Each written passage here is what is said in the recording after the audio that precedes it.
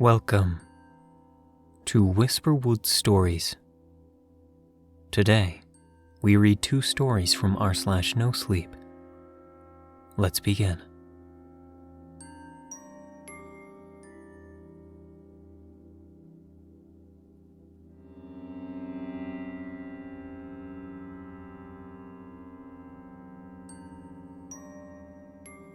Our first story is from Just Vibin'.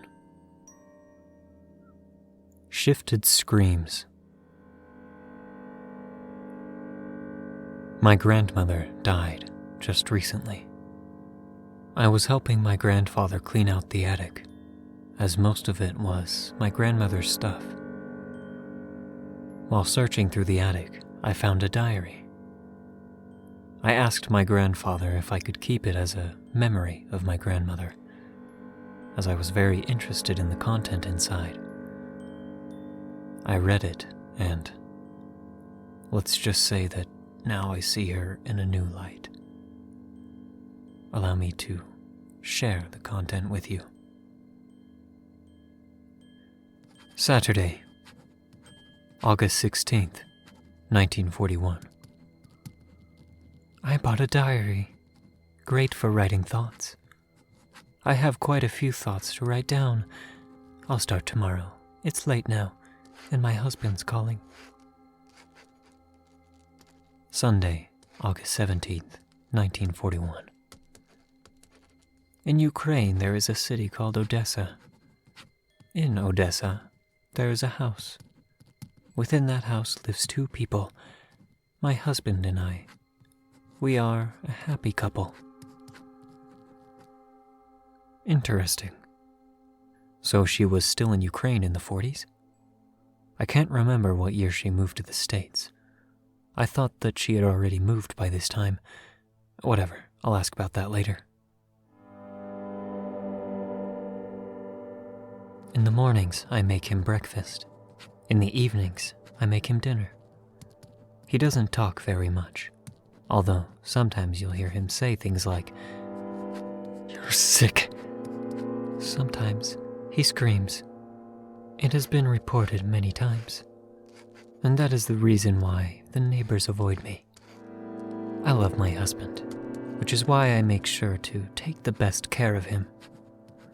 I feed him his favorite foods and buy him things. I'm not sure if he loves me back. No, he loves me back. He loves me very, very much. If he loves me so much, why does he never cooperate? Is it because he knows I won't really hurt him? Or possibly that I have not informed him enough times that he is under my control indefinitely? Is the chair that he has been tied to for the past week uncomfortable? Oh dear, I hope not. That would certainly be unpleasant. He knows that the tape silences his screams, so why does he continue to scream? Even without the tape, nobody would hear him anyways. I've ensured that.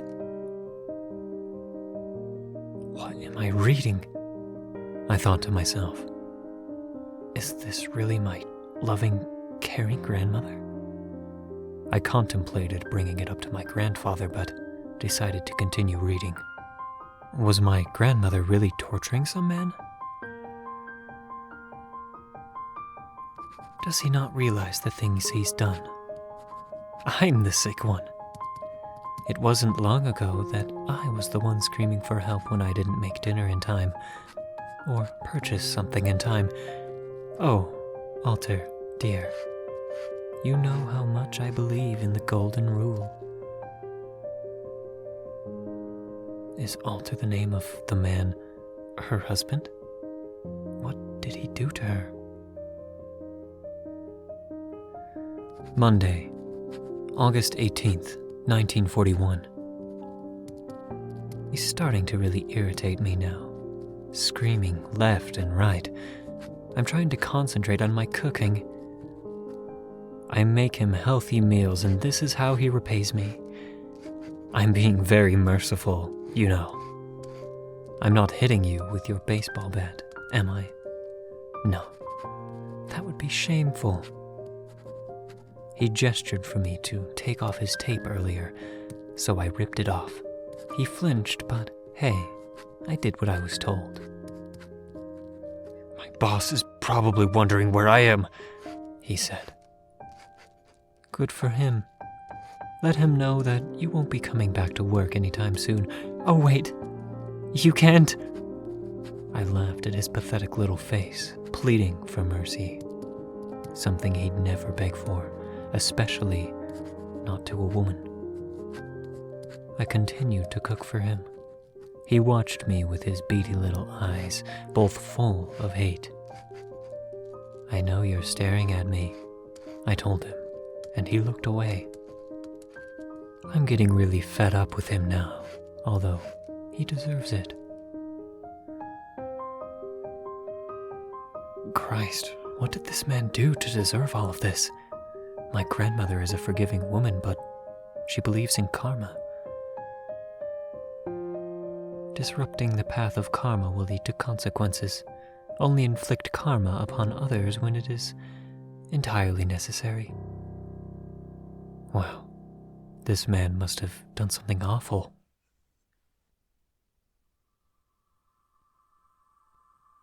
Tuesday, August 19th, 1941.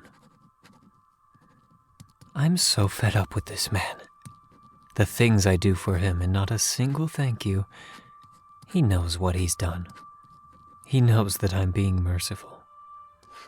God, why can't he show just a little gratitude? Disgusting men like this shouldn't be allowed to walk on this earth. I can't deal with this anymore, so I baked a pie for him. Blueberry pie, with the blueberries baked into the very center, as well as on top, just the way he likes it. Then I strapped him securely to his chair and put a new piece of tape on his mouth. Then I took my lighter and lit the bottoms of his trousers, where it meets the sock, on fire. I placed the blueberry pie in front of him. Not going to eat it. I watched him burn. He burned and burned and burned. I threw away all of the evidence and booked a flight to America. I'm leaving tomorrow. I'll bring this diary along, but I've used up all the pages. It'll be a good memory for the future. What did I just read? I was obviously quite scared and surprised. My loving, caring grandmother setting a man on fire? What? He must have really deserved it. That's all for now. I'll update you if I find anything else in that old attic.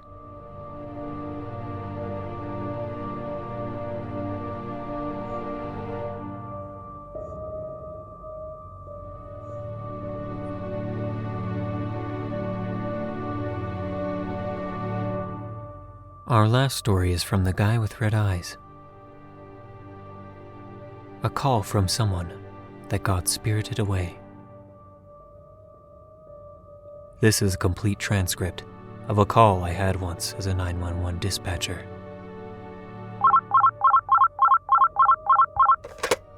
"911, what is your emergency?" Hello, can you please check where I am? I just hopped off of a train and it took me to this unfamiliar station or platform or something. I don't really know what it is. Of course, sir. Can you please give me your full name? Dylan Marcus. Okay, Dylan. How old are you? I'm 18. Okay, now, I want you to tell me specifically what happened right before you got to the station. I'm not really sure what happened. I dozed off on the train because my stop wasn't until the last station, but when I woke up, the train was going on a field.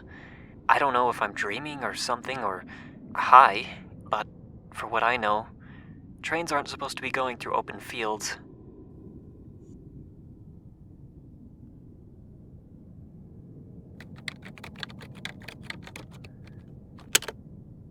Sir, I think there is a slight problem here. I traced your call and put your coordinates on the map, and your location seems, as of the moment, to be in an open field in the middle of nowhere. It seems to be some kind of unmanned property.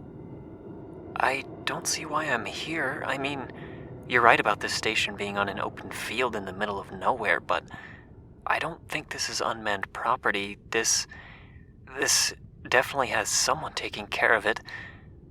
I'm also a bit surprised that I even have cell reception here. I'm going to ask something of you, Dylan. If you don't mind, would you tell me if you have taken any alcohol or drugs that may have side effects? I mean, I do take antidepressants, but other than that, I haven't had any alcohol before I boarded the train. That's good to hear. Okay, can you look around at your surroundings for me? Tell me what you see, what the landmarks are next to you, anything. Just describe it to me while I send someone there to get you. Okay. All I see is grass. There's a tree line behind me, the station platform. I don't really know what it is, but it's like a stop. I don't see the train tracks anymore, and... More end.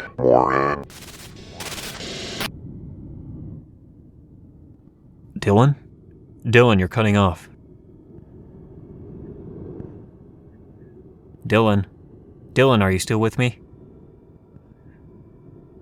I see a pond, and...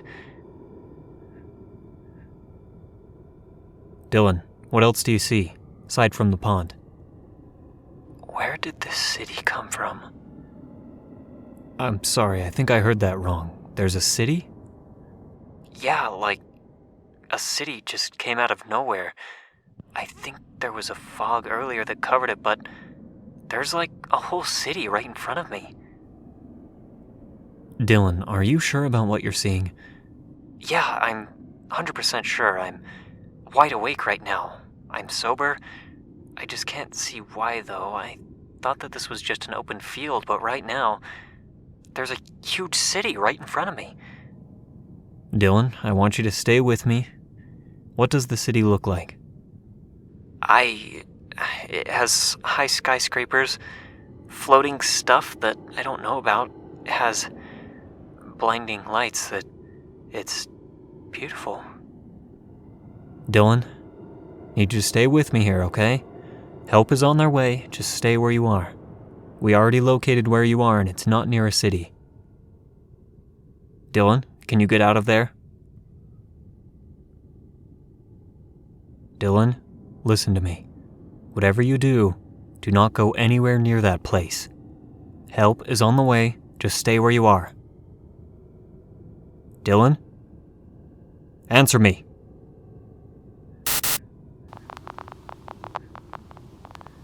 It's so beautiful. Dylan, stay where you are. Get away from there. You may never return if you enter, Dylan. I can't help it. It's so beautiful to look at. Dylan, just stay with me. Don't go near that thing. Stay where you are. Help is on the way.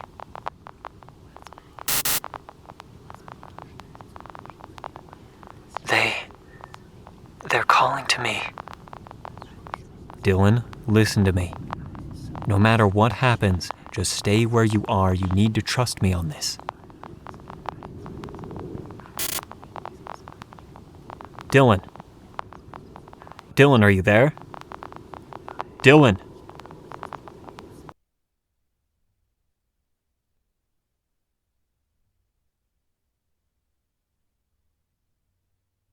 I sat there, waiting for an unknown amount of time. A man picked up the phone. Hello, is this dispatch? Yes, it's 911. Well, there seems to be no one here that you sent us. The only thing we found in the premises is this phone by the person who must have called you. Is there a platform in the area, like a train station or something? Train station? Are you out of your mind? This is the middle of nowhere. How can there be a train station in this area? Nothing. Just wondering. Well, we're gonna head back to base now then. We are gonna take this phone, see who it belongs to. See if we can find out what happened to the owner. I understand. Have a good night.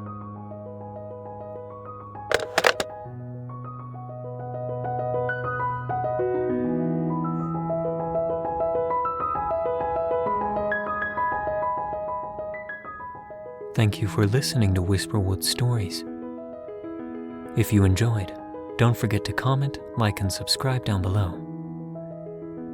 Do you have a story that you'd like me to read here, or a subreddit recommendation?